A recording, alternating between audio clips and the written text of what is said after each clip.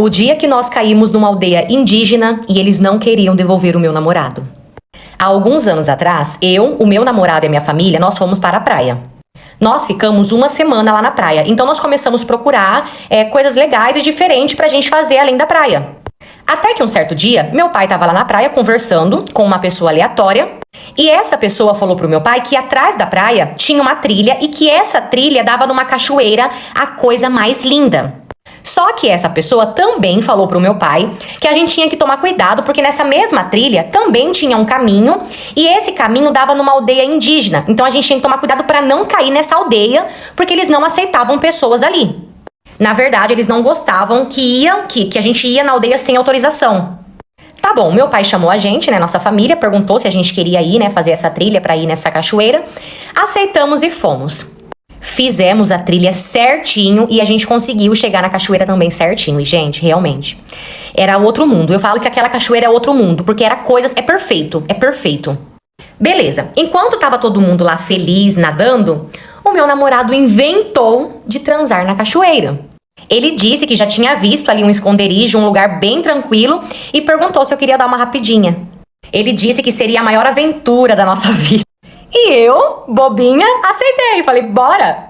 Fomos pra esse esconderijo, fizemos lá o que tinha que fazer. Só que na hora de voltar, deu um branco. A gente não sabia voltar. A gente começou a andar ali, procurando o caminho. Acabamos nos perdemos. E onde que a gente foi parar? Exatamente, nessa bendita aldeia. E assim que um dos índios viu a gente, ele veio na nossa direção e ele pediu pra gente acompanhar ele. Mas ele não pediu, na verdade ele meio que obrigou, tá? Enquanto a gente acompanhava ele, ali eu já fui pedindo perdão por todos os meus pecados. Entramos na aldeia, ele colocou a gente ali sentado num canto e pediu pra gente não se mexer. E o problema é que a gente ainda tava sem celular, porque a gente ia deixar tudo lá na bolsa. Parte 2. Nisso, eles começaram a conversar entre eles e falando a língua deles. Eles olhavam pra gente com um olhar bem assustador e voltavam a conversar entre eles na língua deles.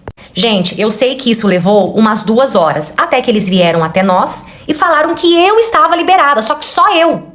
E quando eu vi que eles não iam liberar o meu namorado também, eu entrei em pânico, comecei a chorar e eu pedia por favor pra eles também liberar o meu namorado. E eles balançavam a cabeça que não, e eles faziam um sinal, tipo assim, somente pra eu ir embora, entendeu? Nisso, eu saí desesperada, toda perdida, né, tentando achar os meus pais, até que, graças a Deus, eu achei. Cheguei lá desesperada, já contei pro meu pai o que tinha acontecido, então voltamos para a praia pra tentar pedir ajuda. Nisso, a gente parou no primeiro quiosque que a gente já viu ali na praia, contamos o ocorrido. E o dono do quiosque mandou meu pai ir em tal lugar, num tal endereço lá, que nesse endereço, gente, olha a confusão, que nesse endereço tinha um homem que só esse homem poderia nos ajudar. Fomos até esse endereço pedir ajuda pra esse homem. Chegamos lá, conversamos com esse homem e ele foi com a gente até a aldeia. E graças a Deus nós conseguimos salvar o meu namorado. Na verdade, até hoje a gente não sabe por que eles prenderam a gente. Esse homem que salvou a gente, ele disse que foi tipo meio que um aviso. Um exemplo, não venha mais aqui sem autorização. Foi tipo um alerta, entendeu? Tipo assim, na primeira tô te avisando. E eu sei que depois disso, meu namorado passou o resto das férias, gente, todo traumatizado, tadinho. Ele nem curtiu mais nada. E o meu pai até hoje pergunta por que nós fomos para lá. E eu digo que eu não sei. Quem sabe um dia eu crio coragem e eu conto pro meu pai. Por enquanto, não. Essa história também não é minha, e sim de uma seguidora que mandou pra mim lá no app vizinho, lá no Insta. Aproveita e vem me acompanhar lá também. Você já sabe, né? Eu vou amar ter você comigo lá todo dia. Tchau! Eu tinha 8 anos e o meu irmão tinha 5 anos quando levaram, na verdade, ele do meu lado. E ele nunca mais apareceu. Faz 15 anos que eu vivo o maior remorso da minha vida. Quando criança, toda vez que minha mãe precisava, que ia no mercado ou na padaria, era eu quem ia. Eu tinha 8 anos na época e eu sempre ia sozinha, uma porque era pertinho, então eu ia e eu voltava rapidinho. Até que um certo dia, esse meu irmãozinho, ele começou a chorar, querendo ir comigo na padaria. E como minha mãe tava fazendo faxina em casa, ela falou pra eu levar ele. Ela ainda falou, olha, toma cuidado, pelo amor de Deus, cuida, não solta da mão dele. Tá bom, fomos, comprei o pão e voltamos pra casa. Só que na volta pra casa, eu lembro que parou um carro todo preto do nosso lado, pedindo informação. E eu lembro também que bem na hora que eles pararam, eu já comecei a ficar com medo. Então ali eu segurei bem forte, na mão do meu irmão, olhei pro pessoal do carro e falei pra eles que eu não sabia da informação e continuei andando. Só que eles insistiram em falar com a gente. Nisso, saiu uma moça de dentro do carro com um brinquedo e ofereceu pro meu irmão. E o meu irmão foi pra pegar o brinquedo e assim que ele chegou próximo dessa moça, essa moça já agarrou ele, colocou ele dentro do carro e eles sumiram.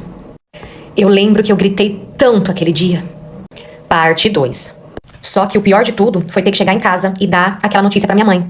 Quando eu contei, primeiro ela chorou muito. Muito assim, desesperadamente. Ela quase chegou a desmaiar de tanto que ela chorava. E depois de tanto chorar, ela quase me matou de tanto que ela me bateu.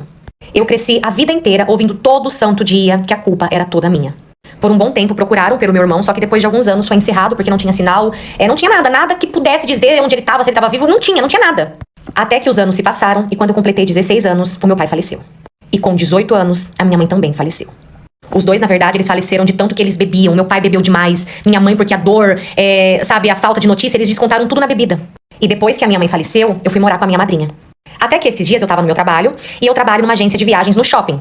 Nisso, entrou um cliente. Gente, a hora que aquele cliente entrou na loja, meu Deus do céu, meu coração disparou. Pensa num cara que parecia muito meu irmão, assim, mais velho. Não sei porquê, mas eu sentia muito aquilo. E assim que ele sentou na mesa, pra eu atender ele, que eu perguntei o nome dele, era o mesmo nome do meu irmão. Na hora, me deu uma crise de ansiedade que eu tive que pedir licença e correr pro banheiro pra eu tentar me acalmar.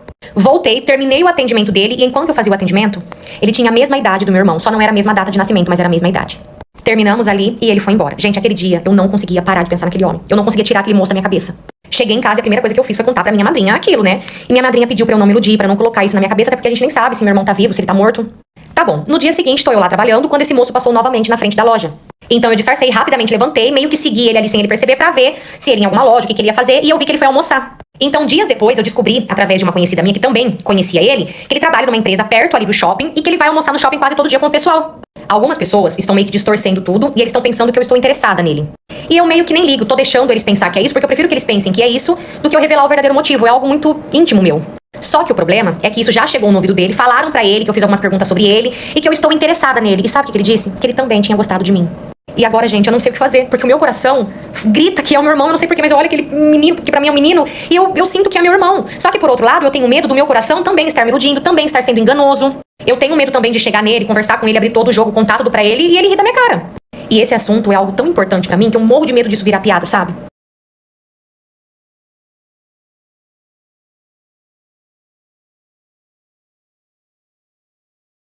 Coisa que ainda vai me matar é essa culpa. Essa história também não é minha, e sim de uma seguidora que mandou pra mim lá no app vizinho. Aproveita e vem me acompanhar lá também, você já sabe, né? Eu vou amar ter você comigo lá todo dia. Tchau!